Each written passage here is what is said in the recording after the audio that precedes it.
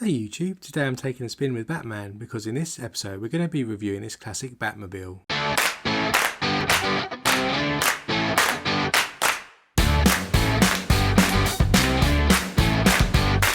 Hey everyone and welcome to Brick Talk TV, hope you're well. In today's episode we're going to be taking a look at this Batman Classic TV Series Batmobile set.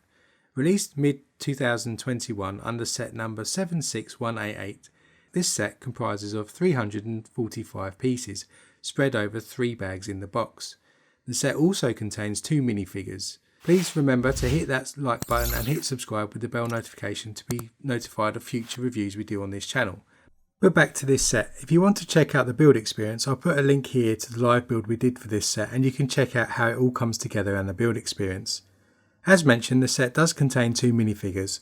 One of them being Batman and the other being Joker, both in the classic 1960s style. So let's take a closer look at the minifigures. First up, we've got the classic 1960s Joker. You can see here that he is displayed with his nice pink suit, including print on the front for suit, jacket and tie, and also on his front trousers. Around the back you can see there are creases for the jacket as well, that are nicely printed on the back. He has some striking green hair and his face is nicely printed, even complete with the moustache that used to be on the actor's face underneath the paint from the 1960s TV show. He does have, of course, a gun with a grappling hook also featured here as an accessory, so you can position him in various situations where he's trying to get after Batman. If you remove his green hairpiece, you'll also have another face you can see here. The one I normally have on display is of the Joker smiling and kind of laughing, looking quite sinister in his usual way. But underneath, behind him, you can also pose him having a grimace on his face which looks quite angry where he's after Batman. Next up we have Batman himself. So this one is modelled on the Adam West 1960s figure again, of course, because that's what the set's based on.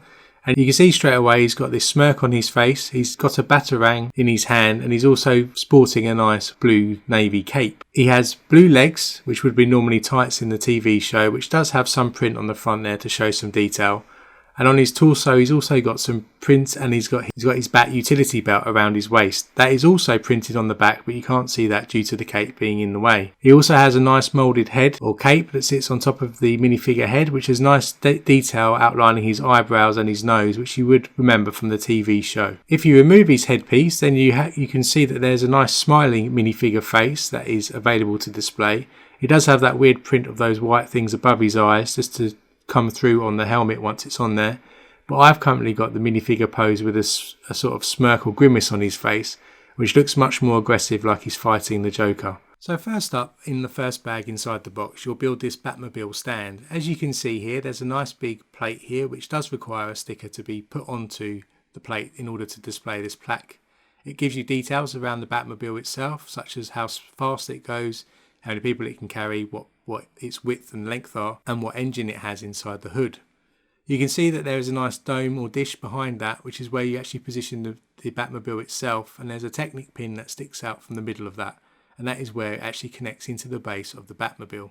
As you can see here, this is how you would position the Batmobile itself onto the stand, and once it is positioned onto the stand, you can see that you have the ability to rotate the car in any direction that you like, so you can pose it on the shelf how you wish.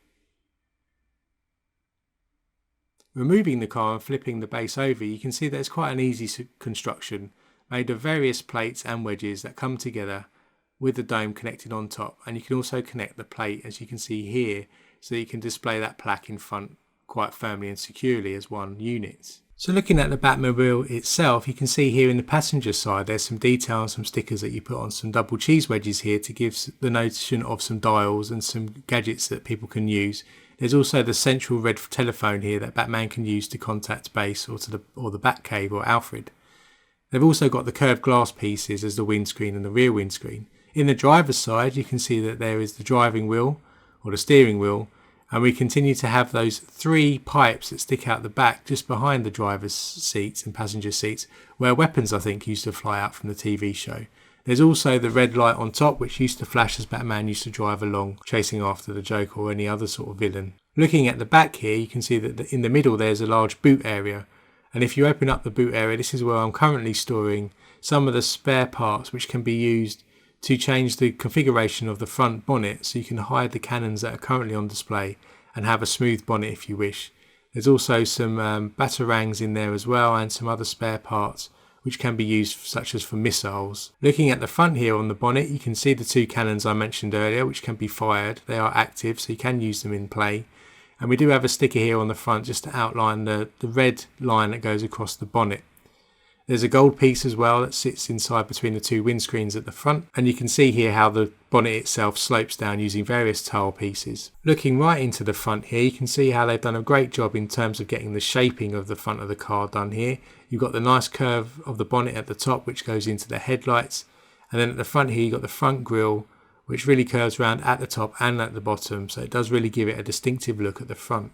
At the back you can see the two stickers here that are going either side of the car. I'm not actually too sure what these stickers are supposed to be depicting here, but they were quite tricky to stick on, so you may need a brick separator in order to line them up. You can see here that I've gone slightly wonky in some places, but it'll do for me. In the middle, of course, you've got the sort of jet booster that you would see the flames flying out of his car on, which is a nice touch. And you can see how they've managed to get the nice indent or the curves at the top for the fenders that come out the side of the car. Those are both on the left and right here. Those are attached using hinge pieces, so you can actually change how much angle you get on these. And so you might want to try to make sure yours kind of looks similar in order to get the most effect. Looking at the side of the car again, you can see the lovely red lines going all the way along the base of the car and at the top where the fenders are. You can see there's a few stickers here on the door, which actually the door is a panel, so you can't open that door, but there's the bat motif there. There's also a little red line at the end of the fender at the top. The wheels have the bat logo as well, and those are printed tiles, so you don't need to stick any stickers on those small round 1x1 tiles in any shape or form. But you can see it's got quite a striking shape from the side. So overall, when I saw this set was coming out, I thought it was a really must-have. I was a huge childhood fan of the classic Batman TV show, and having built the more modern sets recently, namely of the Batmobile and the Batwing, I really wanted to add this to my collection. I'll stick the link to the review of the Batmobile and the Batwing in the description below, and I'll also stick a card here to the Batmobile if you're interested to see the review on that. I was pleasantly surprised by the size, as it is probably about 1/3 bigger than I thought it would be by the photos I'd seen online before. The minifigures are also great and really do remind me of the TV characters I used to see when I was a child. They've even got the detail down to the Joker having face paint over his moustache, which was always a feature for me when I was a kid. This will look great either displayed on its stand, as I saw in the review, or taken out of the stand and placed in the city, which is probably what I'm going to be doing to save some space.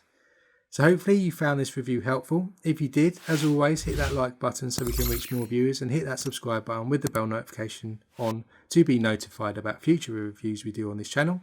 And until next time, stay safe, and I'll see you then.